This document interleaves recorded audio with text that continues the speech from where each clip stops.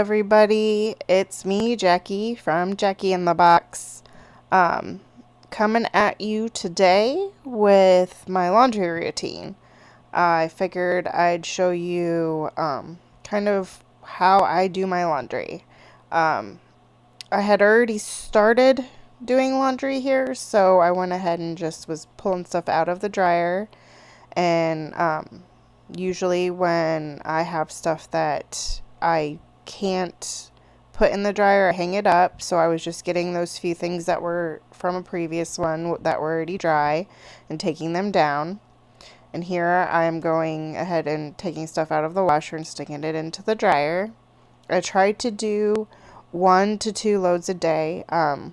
Just recently, I kind of got a little bit behind, but so today I'm kind of doing several loads. That's kind of why you're seeing a few here. Um, so I went ahead and pulled stuff from the washer into the dryer, and I set my, do my settings, and um, I am really bad. I do not have a lot of whites, so I tend to kind of just throw everything together into the washer. I don't usually have problems with that. I do tend to try to look at brand new clothes to make sure if they're going to bleed or not, and those I'll do separate, or I'll make a specific load when I have new stuff. But for the most part, I don't really have a problem because a lot of our clothes are already established, and so I just put everybody's together. Another reason why I do this is because I used to do my son's and my daughter's separate, and you can fit a lot of little clothes in at once, which can be nice, but at the same token, when I'm folding, which is the thing that I hate the most about doing laundry, it gets tedious when you feel like you're just going forever because there's so many little clothes. So I mix my clothes together. I mix everybody's together at once, and it makes it a lot more tolerable in my opinion. Just my own little thing. Um, right here, I am doing a little bit of cleaning because within a couple days, this comes right back. So every few days, I end up kind of repeating this little procedure where I wipe all of the dust and all of the lint from the dust trap off of my dryer. And I also do my washer. So you're kind of seeing me do that and get as much dust off as possible. And then when I'm done, I just stick the cloth that I use straight into the washer with everything else. It's just as easy as that way. So, I don't know. I don't mind doing laundry. I don't mind the washing. I don't mind the drying. I mean, it doesn't really take that much effort, I guess, for that part. And I don't completely mind putting it away. My thing that I hate the most about laundry is folding it.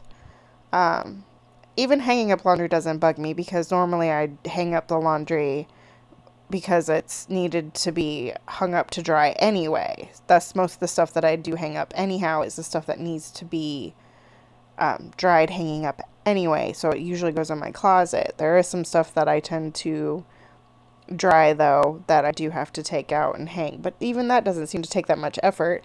What takes the most effort, I think, is when I have to actually fold my laundry. So I went ahead and sped this part up because, like I said, folding just, it feels like it takes forever, and watching myself fold at regular speed definitely feels like it takes forever. So I went ahead and sped this up. It's only at like twice the speed, I think it is. 3 times the speed, something like that. It's not too much. But I try to sometimes get my biggest stuff out of the way because it makes me feel like I got somewhere because my pile goes down quicker. I don't know why I do that, but it's just something that, it's one of those little mind tricks you play with yourself just so that way it feels like you're actually getting somewhere faster. Because like I said, I do not like folding. So I like to do my own little mind tricks for myself to make it feel like I'm actually getting somewhere fairly quickly. So I try to do the big stuff. And I learned off of a YouTube channel how to fold your fitted sheets, and they come out 10 times better than they used to when I tried to do it without learning that little technique. And it's kind of where you tuck all of your corners inside of each other, and then you kind of make it, you fold it on the table, you put it down, and then you kind of make it look like a square as much as you can from that corner, and then you kind of fold over into a square from there. And I don't know how else to describe it, but that's kind of what I do. Folding my son's twin sheet seems to go better than folding the queen size sheets that we have, but I can still make it look 10 times better than it did. It doesn't look like a full-on just rolled up mess, which is what it used to look like when I first started trying to fold it. And then I watched this YouTube video and I was like, okay, I think I can do this. And the more I do it, the easier it gets. If you want me to do my own little video on showing how you can fold the same way, or, you know, as best as I can, I will make a video showing you how to fold a fitted sheet. Because it's amazing the difference how your sheets look. So that's kind of like, I keep doing it just for that alone.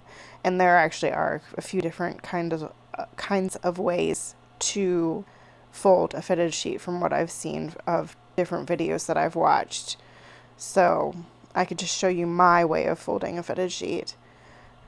So once I'm done folding, I try to put everything away that I possibly can. Right here, my daughter had been taking a nap, so I could not put away mine and her clothes because my clothes are in her closet. So I can't put our clothes away right at the moment because her clothes are in her room, and then my clothes are in her closet because it used to be the master bedroom.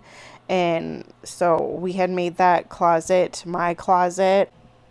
Alright, after this, I am going to go ahead and show you what I do for my socks, because everybody does their socks differently and we do what works for us.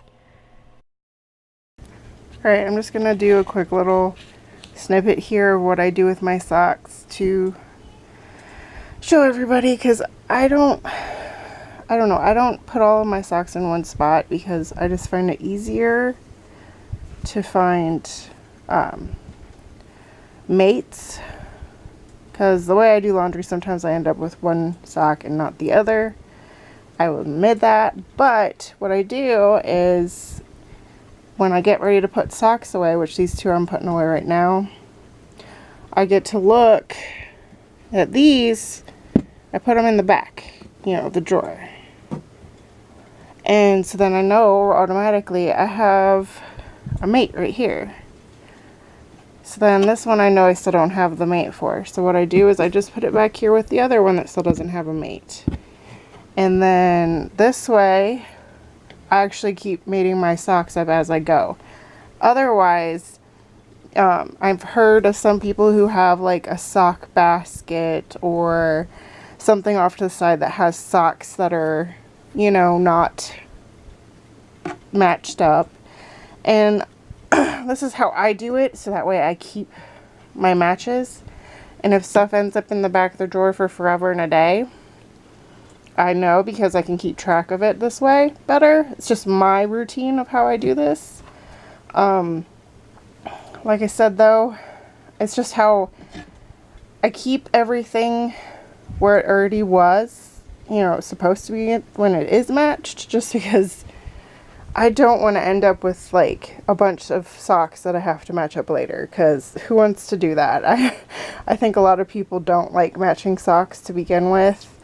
So this is how I do it, so that way I end up with actual pairs. And when I don't have them, they just end up, they have their own little spot in a drawer in the back, because everybody pulls from the front anyway. Which I need to fill up my husband's sock drawer. It's behind. like I'm behind on laundry, which is why I'm doing laundry today. I'm going to be doing as much as I can in today and getting it all put away because I kind of got behind.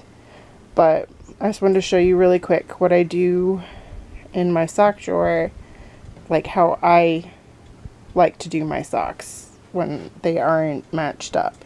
And it works for me. If you guys want to do this or do something like this, or you guys have a different way of doing socks, let me know in the comments down below. Because this is what works for me, but this is not what's going to work for everyone. So let me know how you do your stuff.